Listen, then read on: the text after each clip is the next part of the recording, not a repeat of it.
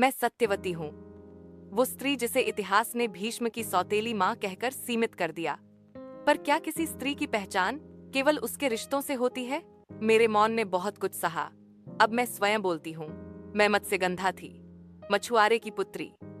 मेरे शरीर से आती थी नदी की गंध, इसलिए मुझे नौकाओं की सेवा में रखा गया। एक दिन शिव पराशर मेरी नाव पर चढ़े। उन्होंने देखा मुझ में कुछ और था। उन्होंने मुझे दिव्य वरदान दिया, मैं यौवन में ही बनी सुगंधा। और उसी दिन मेरा गर्भ बना जहां महान वेदव्यास ने जन्म लिया। पर वो शी चले गए और मैं लौटी अपने संसार में, एक रहस्य को सीने में छुपाए हुए। राजा शांतनु से मेरा विवाह हुआ, पर एक शर्त पर, मेरे पुत्र ही हस्तिनापुर के उत्तराधिकारी होंगे। उनके पूर्व पुत्र गंगा और शांतनु के पुत्र देवव्रत भीष्म इस वचन से बाहर हो गए, और यहीं से शुरू हुआ वह व्रत जिसने इतिहास को मोड़ दिया, भीष्म प्रतिज्ञा। मेरे दो पुत्र हुए, चित्रांगद और विचित्रवीर्य।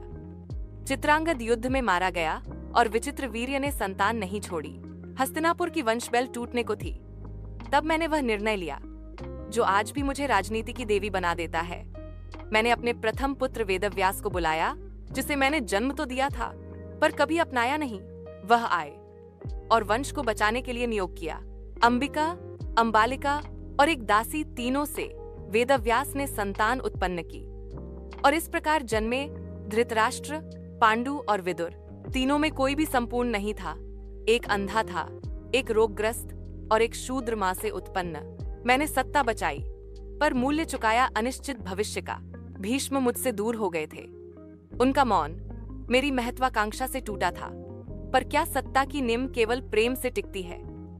मुझे हस्तिनापुर चाहिए था, स्थायित्व चाहिए था। मैंने निर्णय लिए और जानती हूँ उनमें करुणा नहीं, आवश्यकता थी। राज्य बढ़ा, वंश आगे चला, पर भीतर से मैं खाली हो गई। जब पांडु ने वनगमन किया, मैंने भी राजमहल त्याग दिया। वन में चली गई जहाँ शांति थी, पर हर पत्ता कहता था, तुमने जो बीज बोया अब उसी का फल आ रहा है। लोग कहते हैं महाभारत का युद्ध धर्म अधर्म का था, पर मैं जानती हूँ वो मेरी एक शर्त से शुरू हुआ था। मैं वही सत्यवती हूँ जिसे लोग आज भी राजनीति, साहस और विवाद का प्रतीक मानते हैं। मैंने संतानें पैदा की, राज्य को बचाया और समय के प्रवाह में खो गई। पर युगों बाद जब तुम यह कथा सुनोगे तो समझ पाओगे, राजनीति केवल पुरुषों की चीज नहीं थी।